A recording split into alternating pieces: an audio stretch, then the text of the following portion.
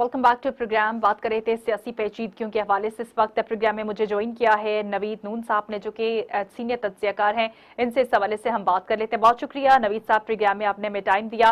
इसमें कोई शक नहीं है कि सियासी पेचीदगियां जो है वो दिन ब दिन बढ़ती ही चली जा रही हैं। हालांकि हुकूमत की जानिब से ये यकीन दहानी करवाई जा रही है कि सब कुछ ठीक है, और हुकूमत की ये कोशिश है कि किसी न किसी तरीके से फिजिबल माहौल बनाया जाए ताकि आम इंतखाबात जो है वो करवाए जाए। इसके अलावा जो अपनी कमिटमेंट्स है हुकूमत ने, जो कुछ खुद हासिल करना है, अपने मफादात हासिल करने हैं, उसमें भी भरपूर तरीके से लगी हुई है। आज के दिन की डेवलपमेंट के हवाले से मैं सबसे पहले बात करना चाहूंगी आपसे। नवीद साहब, ये बताइएगा कि मनी लॉन्ड्रिंग रेफरेंस एहतसाब अदालत ने शहबाज शरीफ और हमजा को बरी कर दिया है। कैसे देखते हैं आप? बड़ी तेजी से इंसाफ हुआ, साल हर साल से ये केसेस चल रहे थे, क्या कहेंगे? आपकी क्या राय है इस हवाले से? मैडम, बहुत शुक्रिया आपको प्रोग्राम में लेने के लिए। बात यह है कि आपको पता है कि पाकिस्तान एक ऐसा मुल्क है जिसके अंदर ताकत का ही बोलबाला होता है। ये कोई नई बात नहीं है कि जी हुक्मरान वक्त के ऊपर जो है वो तमाम केसेस खत्म हो जाएं और पोजीशन लीडर्स के ऊपर जो है वो केसेस जो है वो धड़ाधड़ से बनना शुरू हो जाएं। हुकूमत की कारकर्दगी आपके सामने है, और इन सब कारकर्दगी के चलते हुए केसेस का माफ होना और नए नए कानून ऐसे पास करना जिससे जो है वो हुकूमती नुमाइंदे या हुकूमती अफराद जो है वो फायदा उठा सकें, इससे और तो कोई फर्क नहीं पड़ेगा। इससे अवाम के दिलों में जो है वो हुकूमत के लिए या हुकूमती जो सरबराहान है उनके लिए जो है वो नफरत ही पैदा हो रही है। अच्छा नवीद साहब, ये बताइएगा, साल हर साल से जिस तरह से ये केसेस चल रहे थे, एक आम इंसान के जहन में तो ये सवाल आएगा, अवाम के जहनों में ये सवाल आता है कि इतने सालों से जो अफसरान, जो ब्यूरोक्रेट ये केसेस चला रहे थे और कह रहे थे कि वाकई इनकी जानिब से मनी लॉन्ड्रिंग की गई है और यकमुश्त इन केसेस को खत्म कर दिया गया है और कहा गया है कि कोई सबूत नहीं मिले, जो अवाम के टैक्सेस से इन लोगों को तनख्वाहें दी जाती थी, आखिर ये भी तो सवालात यहाँ पर उठते हैं ना, इसका भी तो किसी न किसी ने जवाब देना है। मैडम, ऑब्वियसली जवाब तो देना है, लेकिन जवाब इनसे मांगेगा कौन? जो जवाब मांगने जाएगा उसके ऊपर कोई ना कोई लेबल लगाकर किसी ना किसी तरह का, कोई गद्दारी का या फिर कोई ना कोई क्रिमिनल एलिमेंट का उसके ऊपर लेबल लगाकर उसको अंदर बंद कर दिया जाता है।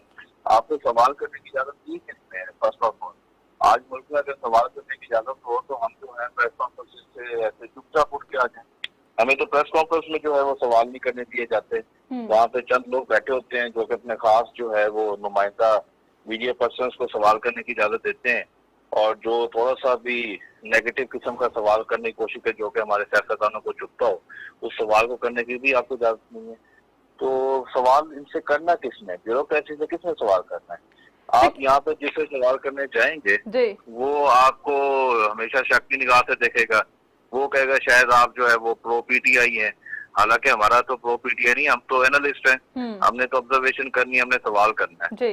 लेकिन यहाँ पर लेबल लग जाता है ये जो अपोजिशन से मिले हुए हैं, ये इन्होंने अपोजिशन से पैसे खाए हुए हैं इसलिए सवाल करते हैं।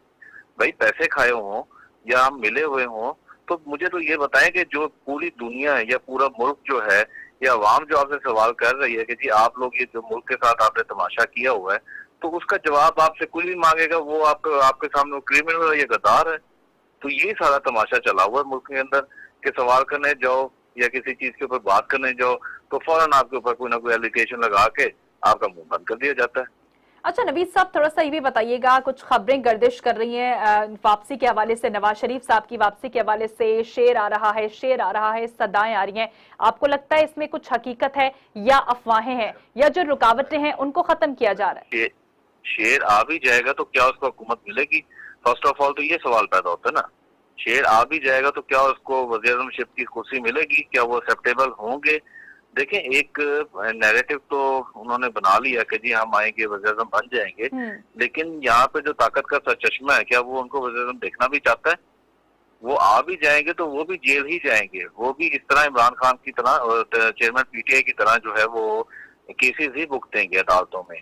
वज़ीर-ए-आज़म फिर भी वही शख्स रहेगा जो कि चुपचाप हाथ बात के। लेकिन नवीद साहब एक्सपेक्ट तो यही कर रहे होंगे ना, जिस तरह से शहबाज शरीफ साहब के ऊपर बड़ी जल्दी से उनको भी इंसाफ मिल गया, उनके केसेस भी खत्म हो गए, उनकी भी एक्सपेक्टेशंस यही होंगी कि उनके छोटे भाई को जब इंसाफ मिल गया तो उनको भी मिल जाएगा। मैडम, वो एक्सपेक्टेशंस गलत हैं, क्योंकि शहबाज शरीफ साहब थोड़े से और तरह के शख्स हैं। शहबाज शरीफ साहब जो है वो एडजस्ट करके चलना सीख चुके हैं इतने अरसे में। शहबाज शरीफ साहब जिदबाजी नहीं करते, शहबाज शरीफ साहब जिद नहीं करते। आप देख लें उनकी जो इस टाइम अंडरस्टैंडिंग है पावर सर्कल के साथ, जो उनकी अंडरस्टैंडिंग्स हैं वो किस हद तक है? क्या आप समझती हैं कि नवाज शरीफ की अंडरस्टैंडिंग इस हद तक हो सकेंगी क्या नवाज शरीफ साहब जो है वो इस तरह से जो है वो अपोजिशन को दबाने में कामयाब हो पाएंगे? क्या नवाज शरीफ साहब इस तरह से जो है ऑपोजिशन की बात तो वो दूर की, यहाँ पर मैं ख्वाजा आसिफ साहब की स्टेटमेंट का भी जिक्र करना चाहूंगी। गुड टू सी यू का उनकी जानिब से रेफरेंस दिया गया और ऐसा दिखाई दे रहा था कि मुस्लिम लीग नून को अदालतों के ऊपर कुछ एतमाद नहीं है, इसी वजह से नवाज शरीफ साहब जो है वो वापस नहीं आ रहे। ये बात दुरुस्त है? ऑब्वियसली मैडम आपके सामने है कि जो शख्स एक दफा दुबई आके बैठ गया उसके लिए पाकिस्तान कितना दूर है। उनको इदारों के ऊपर एतबार नहीं है, उनको अदालतों के ऊपर एतबार नहीं है। उनकी अपनी गवर्नमेंट होते हुए उनको इस चीज का इल्म है, उनको इस चीज की खबर है कि वो जैसे ही पाकिस्तान आएंगे तो वो आराम से जाती उम्रा में जाके बैठ के अपनी सियासत नहीं कर पाएंगे। उनको उसी तरह से तहरीक इंसाफ की तरह या उनके रहनुमा की तरह उनको जेलें भुगतनी पड़ेंगी, उनको केसेस का सामना करना पड़ेगा। क्योंकि एक जो परसेप्शन है वो ये क्रिएट हो रही है इस टाइम कि जी मुस्लिम लीग नून के लिए सब कुछ जो है वो माफ है और पीटीआई के लिए जो है वो सब कुछ जो है वो उसके खिलाफ चल रहा है। तो वो परसेप्शन खत्म करने के लिए नवाज शरीफ साहब को जेल में रखा जाएगा। बेशक वो उस तरह की जेलें ना भुगते, वो फुल प्रोटोकॉल में रहें, बेशक उनको पूरी की पूरी मुराद मिलती रहे, लेकिन वो इवेंचुअली रहेंगे जेल में ही। यानी सियासत में उनकी जो एंट्री होगी वो एज अ मुजरिम ही होगी, पहले ही वो अपने केसेस भुगतेंगे, उसके बाद उनको रिलीफ मिलेगा। मैडम केसेस भी वो 2-3 साल भुगतेंगे, वो ये नहीं है कि एकदम से आएंगे और 2 महीने के लिए उनके केसेस चलेंगे, 2 महीने वो जेल में रहेंगे, बेल हो जाएगी, उसके बाद वो इलेक्शन कैंपेन करेंगे और वज़ीर आज़म बन जाएंगे। ऐसा कुछ भी नहीं होने वाला। नवाज शरीफ साहब को इस तमाम चीजों की खबर है, इस वजह से वो दुबई से बैठे ऑपरेट कर रहे हैं पार्टी को, दुबई से बैठ के सब कुछ कर रहे हैं। ये वज़ीर आज़म नवाज शरीफ की जो कैंपेन है, ये जो जिस स्लोगन के ऊपर इलेक्शन मुस्लिम लीग नून लड़ने जा रही है, उस स्लोगन का मकसद ही यही है कि जी हमारी जमात में या मुस्लिम लीग नून को जो है वो नवाज शरीफ के अलावा कोई कबूल नहीं है। हालांकि शहबाज शरीफ साहब अंदर से लॉबिंग कर चुके हैं, कमिटमेंट्स दे चुके हैं कि जी आप अगर मुझे वज़ीर आज़म नेक्स्ट टाइम रहने दें तो मैं आपकी बात ऐसे ही मानूंगा जैसे आप मान रहे हो, मैं आपकी ऐसे ही सुनूंगा जैसे आप सुन रहा हूँ। ठीक है। अच्छा नवीद साहब, जिस तरह से आपने अपना एनालिसिस पेश किया उससे तो कुछ ऐसा ही जाहिर हो रहा है कि नवाज शरीफ साहब अगर वापस आ जाते हैं तो वो फिर से केसेस का सामना करेंगे, अदालतों को फेस करेंगे। तो क्या अगर मैंडेट नून लीग के पास आ जाता है इस दफा तो वज़ीर आज़म हम फिर से शहबाज शरीफ साहब को देखेंगे? मैडम आपको भी पता है पाकिस्तान में मैंडेट आता नहीं, मैंडेट दिया जाता है। तो इस दफा जो मैंडेट दिया जाएगा वो भी इसी तरह से तकसीम किया जाएगा, किसी को 60-70 से ऊपर सीटें ना मिलने वाली है ना मिलेंगी। एक प्रेशर ग्रुप हमेशा से रहेगा, पीटीआई का प्रेशर ग्रुप 60-70 सीटों के साथ असेंबली में मौजूद होगा और वो प्रेशर ग्रुप इसलिए ही होगा और उनको सीटें 60-70 तरीके इंसाफ को इसलिए लेने दी जाएंगी ताकि एक प्रेशर ग्रुप बैठ रहे और जिस टाइम कोई भी थोड़ी सी गड़बड़ करे उसको हटा के नया बंदा लाया जा सके। अच्छा, मौजूदा सूरत हाल में तो ऐसा दिखाई दे रहा है नवीद साहब के हुकूमत की जानिब से तो कुछ ऐसी फिजिबल कोशिशें की जा रही हैं कि माहौल थोड़ा सा साजगार बन जाए, लेकिन कुछ इस हवाले से दो राय भी पाई जाती हैं कि निगरान वज़ीर आज़म कौन होगा। हर पार्टी की जानिब से अपने अपने तहफ़्फ़ुज़ात को शो किया गया है, लेकिन फिलहाल कोई डिसाइड नहीं हो पा रहा कि निगरान वज़ीर आज़म कौन होगा। ऐसी सूरत हाल में आपको लगता है कि इंतखाबात अपने मुकर्ररा वक्त पर होंगे? मैडम ऑब्वियसली इंतखाबात अपने मुकर्रर वक्त पर हो ही नहीं सकते, क्योंकि अगर आप मुकर्रर वक्त पर इंतखाबात करवाते भी हैं और नई गवर्नमेंट आके अपने एग्जैक्ट टाइम के ऊपर आके मुल्क की बागडोर संभालती भी है तो मईशत का इस टाइम ये हाल है कि वो उस मुल्क को नहीं चला पाएगी। इस वक्त कोई भी जमात ना ही मुकर्रर वक्त पर इंतखाबात चाहती है और ना ही कोई जमात जो है वो सिंपल मेजोरिटी लेके इस टाइम हुकूमत में आना चाहती है, क्योंकि इस टाइम किसी को भी सूट नहीं करता कि जो कुछ मसले मसाले इस टाइम पाकिस्तान को दरपेश हैं उसका बर्डन अकेले उसके ऊपर पड़े। इसलिए इसको केयर टेकर सेटअप को ज्यादा से ज्यादा लंबे अरसे तक खींचने की प्लानिंग है। लेकिन सर पाकिस्तान पीपल्स पार्टी तो वाज़ेह अल्फाज में ये कह चुकी है कि वो इलेक्शंस चाहते हैं। मैडम देखें, जो अवाम को बात की जाती है ना वो अलग है और सियासत के हवालों में होने वाली बातचीत और गुफ्तगू अलग होती है। लेकिन सर असल फैसले तो फिर वही होने चाहिए ना जो अवामी राय के मुताबिक किए जाएं। बंद कमरों में जो फैसले किए जाते हैं वो तो फिर इम्प्लीमेंटेशंस होती हैं। मैडम वो तो इसी तरह से है ना, अगर देखें ना अगर अवामी राय के मुताबिक फैसले किए जाते तो क्या ये जमातें इस वक्त हुकूमत में बैठी होती?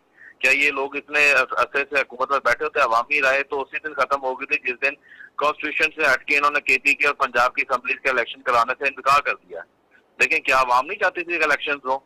तो जब इनकार हो गया, आइन को तोड़ दिया गया, आइन को जो है वो निगलेक्ट करके इन्होंने इंतखाबात से इनकार कर दिया, तो अवाम की राय तो उसी दिन ही खत्म हो गई थी। अवाम की राय की वैल्यू तो उसी दिन खत्म हो गई थी।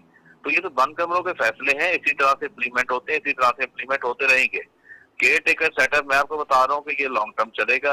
ये सिर्फ और सिर्फ इनका ऊपर से एक आपको आवाम को बेवकूफ बनाने की कोशिशें हैं कि हम इंतखाबात चाहते हैं, हम गवर्नमेंट में चाहते हैं। असल में मैं आपको इसके अंदर, अगर आप 1 मिनट दें तो मैं आपको पोजीशन क्लियर कर दूं। देखिए, जो IMF आपको डील देगा ना, जो भी प्लान जाएगा, अगर कोई भी गवर्नमेंट आके जनवरी फरवरी में उस प्लान को लेने के लिए काम शुरू करती है, तो वो प्लान उसको मिलेगा जाके अप्रैल में, लेकिन वो अमाउंट ट्रांसफर होगी जुलाई में, क्योंकि वो प्लान होगा फाइनेंशियल ईयर 2024 टू 2025 का। ठीक है, ये नहीं है कि जो गवर्नमेंट फॉर्म होके आएगी उसको फौरन जो है वो $6 अरब मिल जाएंगे। और पहली बात ये कि $6 अरब अगर मिल भी जाते हैं तो उसमें से ये $3 अरब कटेंगे भी सही, जो इनको टेम्परेरी। बिल्कुल सर, आप बिल्कुल दुरुस्त फरमा रहे हैं। कुछ ऐसे ही खदशात जो हैं वो जो मैंडेट देने वाले लोग हैं शायद उनके दिखाई दे रहे हैं, और वो शायद ये चाह रहे हैं कि निगरान वज़ीर आज़म जो है वो कोई ऐसा बंदा हो जो कि मईशत का माहिर हो। आपको लगता है कि इस सूरत हाल में भी कुछ क्लैशेस आगे बढ़ सकते हैं, क्योंकि मौजूदा जो हुक्मरान हैं, जो इत्तेहादी पार्टीज हैं, इनकी जानिब से ये कोशिश की जा रही है कि किसी न किसी सियासतदान को ही निगरान वज़ीर आज़म का ओहदा दिया जाए ताकि उसकी निगरानी न करनी पड़े। मैडम देखिए, बात समझें कि अभी जो 13 जमाती इत्तेहाद था, इन्होंने कौन से 1.5 साल में झंडे गाड़ लिए हैं? इन्होंने कौन सा अवाम को सुख दे दी है? इन्होंने कौन सा अवाम के लिए जो है वो दूध शहर की नहरें बहा दी हैं? आप टैक्सेस पे टैक्सेस तो लगाए जा रहे हैं, लेकिन आपकी GDP कहाँ गई? आपकी इंडस्ट्री कहाँ गई? आपकी जो है वो आपका बिजनेसमैन आपका क्या कर रहा है? आपकी हर चीज इस टाइम बिकना बंद हो चुकी है। आपकी ऑटो इंडस्ट्री जो है वो जवाल का शिकार है। आपने खुद देखा होगा कि बड़ी बड़ी कंपनीज जो है वो अपने प्लांट्स बंद कर चुकी हैं। प्रॉपर्टी आपकी सेल नहीं हो रही, कंस्ट्रक्शन आपकी बंद है। ठीक है, आपका इवन ये हालात है कि अगर आप आज DHA या बैरियर टाउन जैसी सोसाइटीज में जो है अगर आपको सेल परचेज करने जाए तो वहां पे आपको कस्टमर नहीं मिलता। इंडस्ट्री आपकी टोटल इंडस्ट्री बंद है। GDP आपकी माइनस में जा रही है। तो ये तो 13 जमातों की परफॉर्मेंस 1.5 साल में है। तो आप आगे सोच लें कि फिर अगर केयर टेकर सेटअप भी अगर इसी तरह से लाया जाता है तो वो क्या कौन से झंडे गाड़ लेगा? मेरे ख्याल में सबसे ज्यादा इस टाइम जो मैंडेट था। अच्छा नवीद साहब, एक आम तासुर ये भी पाया जा रहा है कि जब तक जो ये निशान बैलेट पेपर के ऊपर बल्ले का है तब तक ये इलेक्शन नहीं करवाएंगे। आप समझते हैं कि ये बात ठीक है? मैडम देखिए, परसेप्शन तो क्रिएट की जाती है, डराने के लिए की जाती है कई दफा, लेकिन मैंने आपको बताया कि प्रेशर ग्रुप कभी भी जो है वो ताकतवर प्रेशर ग्रुप को कभी भी माइनस नहीं करेंगे। देखिए, अगर एक प्रेशर ग्रुप माइनस हो गया तो फिर इन 13 जमातों को नकील डालने के लिए आपके असेंबली में कोई भी शख्स मौजूद नहीं होगा।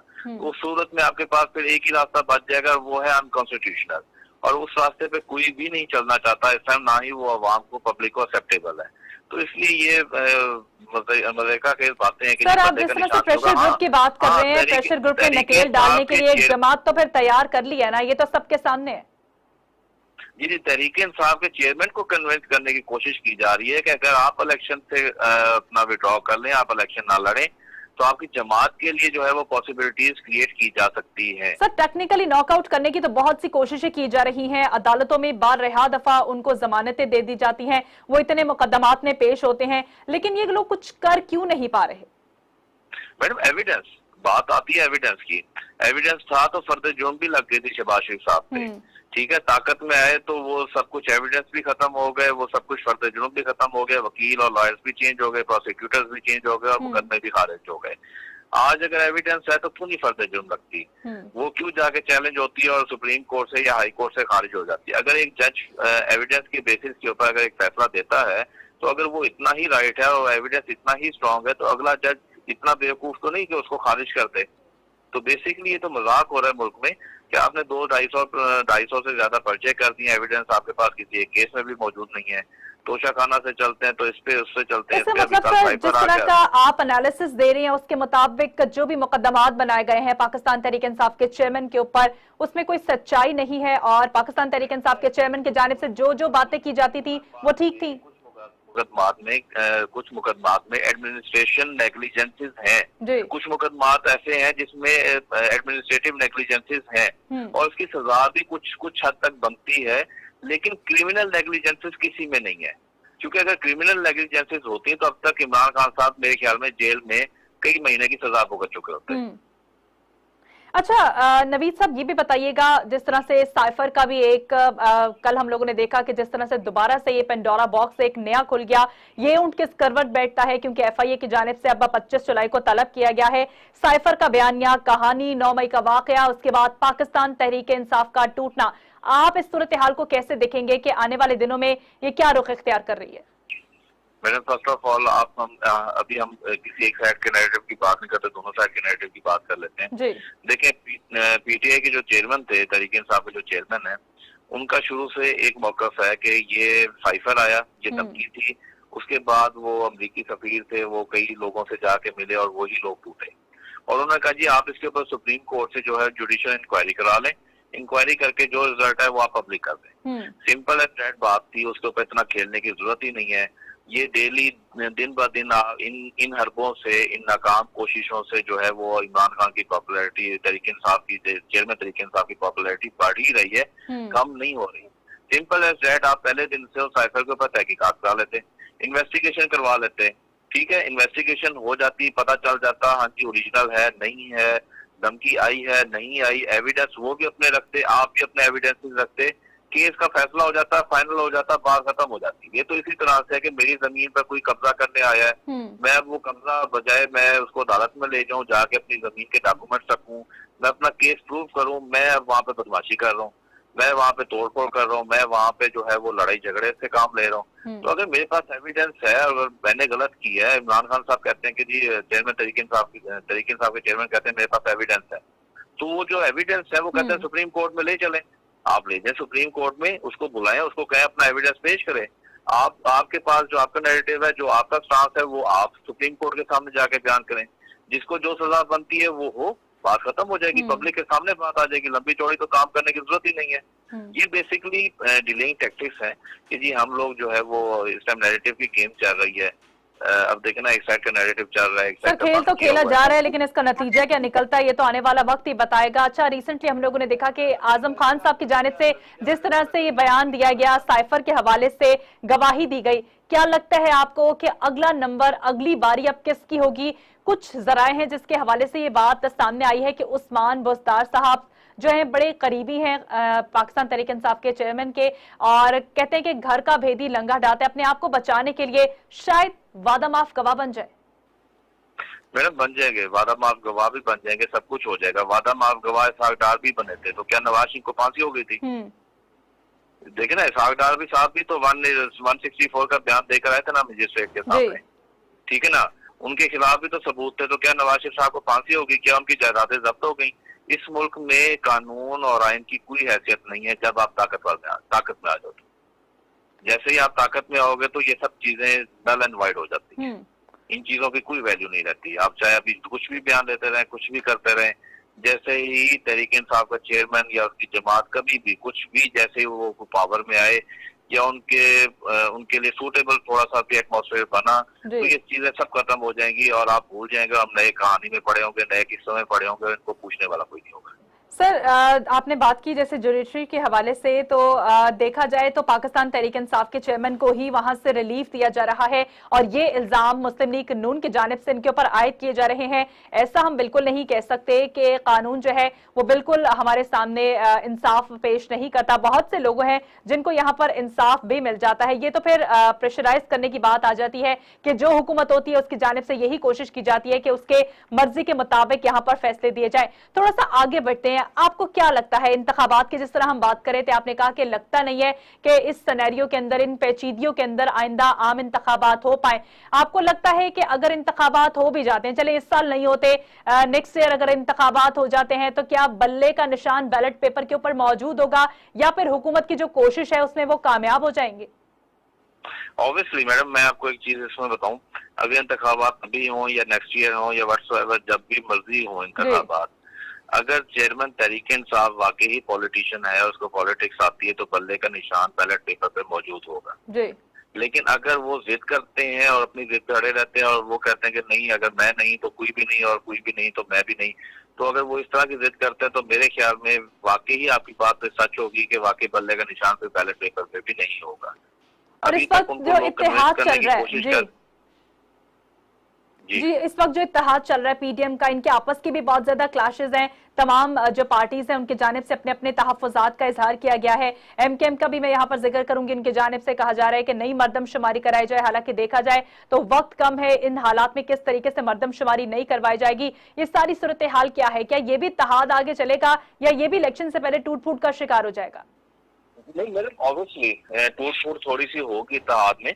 आप ये देखें ना कि पिछले 20-25 साल से यही इत्तेहादी जो आज के इत्तेहादी हैं, ये एक दूसरे को बुरा भला कहते रह गए, बल्कि आज से 2-2.5 साल पहले तक भी एक दूसरे को बुरा भला कहते रह गए। ये तो मफादात के लिए इकट्ठे हो गए। मसला यहाँ पर एक चीज को समझने का ये है कि इस टाइम दो ग्रुप्स हैं, एक anti Tehreek Insaf chairman group है, एक pro Tehreek Insaf chairman group है। ठीक है, अब जब आप वोटिंग के लिए जाएंगे, जब आप इलेक्शंस में जाएंगे, तो ऑब्वियसली अगर आप तहरीक इंसाफ पे पाबंदी लगा भी देते हैं तो उसका वोटर आपको वोट तो नहीं करेगा, तो आपको तो वही वोट डिस्ट्रीब्यूट होगा ना जो कि आपका एंटी चेयरमैन तहरीक इंसाफ का वोट है। तो अब उस वोट को आपस में कैसे डिवाइड करना है, उसके लिए वही चीज है कि तहरीक अपना एक कैंपेन होगी, कैंपेन में एक दूसरे के ऊपर एलिगेशन डाले जाएंगे, एक दूसरे के ऊपर इल्जाम तराशी की जाएगी। इवेंचुअली यही होगा कि इलेक्शन जीता जाएगा और फिर आपस में वही बंदर बांट होगी और यही सारी सियासी जमातें जो हैं वो मिलके जो है वो सीट लेकिन सर ये सारी सियासी सूरत हाल में सिर्फ मफादात का खेल ही खेला जा रहा है। इसमें इस सारी सूरत हाल में अवाम तो हमें कहीं पर भी दिखाई नहीं देती। हालांकि वादे नारे दावे जो हैं वो अवाम के लिए किए जाते हैं। अभी रिसेंटली जो ये IMF की जानिब से हमें किस्त जारी की गई है, जो हमारा प्रोग्राम IMF के साथ पास हुआ है, इसमें बड़ी खुशियां मनाई जा रही हैं कि जी पाकिस्तान डिफॉल्ट से बच गया है। अवाम बेचारी का क्या, जो कि डिफॉल्ट के अंदर और धंस गए हैं? मैडम खुशियां तो उन्होंने मनानी है, क्योंकि अभी देखे ना फंड्स मिल गए हैं और फंड्स मिलने के बाद इलेक्शन कैंपेन भी स्टार्ट हो गई है। गवर्नमेंट के खर्चे पर इंतखाबात की जो कैंपेन आपको पता है सिंध से भी स्टार्ट हो गई, पंजाब से भी स्टार्ट हो गई है। तो ये बेसिकली इन्हीं फंड्स के ऊपर होना है ना, आवाम कहाँ जाएगी। MNAs को फंड इश्यूज हो गए हैं, MNAs को एलोकेट होना शुरू हो गए हैं। फेडरल मिनिस्टर कोई था कोई नहीं था, उनको भी एलोकेट होना शुरू हो गए फंड्स, ताकि आप जल्दी जल्दी अपने तरक्याती मंसूबे शुरू कराएं और एंड में जाके अवाम को हम बता सकें जी देखें जी हमने 1.5 साल में ये कर दिया तो हम अगले 5 साल में क्या कुछ इस मुल्क के साथ कर लेंगे। तो मेरे ख्याल में इनकी प्रायोरिटी सिर्फ सड़कें ही रह गई हैं। ये सड़कें बनाना मुल्क की तरक्की की जो है वो जमानत समझते हैं। अभी मैं आपको इसके अंदर एक छोटी सी मिसाल दे देता हूँ। पिछले दिनों एक बड़ी खुशी मनाई जा रही थी कि चाइना की एक कंपनी जो है वो पाकिस्तान में $57 बिलियन से एक जो है बुलेट ट्रेन बना रही है। अब आप मुझे एक बात बताएं, अगर वो $57 बिलियन से आप ट्रेन बनाने के बजाय उसको अगर अपने रिजर्व में रख के आप उसको यूटिलाइज करें और कुछ भी ना करें, आप उन $57 बिलियन को अगर आप माइंड ऑफ थॉट उनका जरा डिफरेंट है इस हुकूमत का, और खासकर मुस्लिम लीग नून की बात करें तो कुछ विजिबल प्रोजेक्ट्स वो आवाम के सामने ज्यादा लाना चाहते हैं, जिससे उन लोगों को ये लगे कि इनकी जानिब से बहुत ज्यादा काम किया जा रहा है। आप बिल्कुल ठीक कह रहे हैं, कुछ डीप प्लानिंग्स होनी चाहिए, कुछ ऐसे प्रोग्राम्स होने चाहिए, कुछ ऐसे प्लान होने चाहिए जिससे आवाम को फायदा हो, मुल्क को कौम को फायदा हो, और वो फायदा वक्ती तौर पर ना हो बल्कि लॉन्ग टर्म का फायदा हो और पाकिस्तान उस फायदे से आगे मुस्तकबिल में मजीद तरक्की करे। बहुत शुक्रिया, प्रोग्राम में आपने अपना टाइम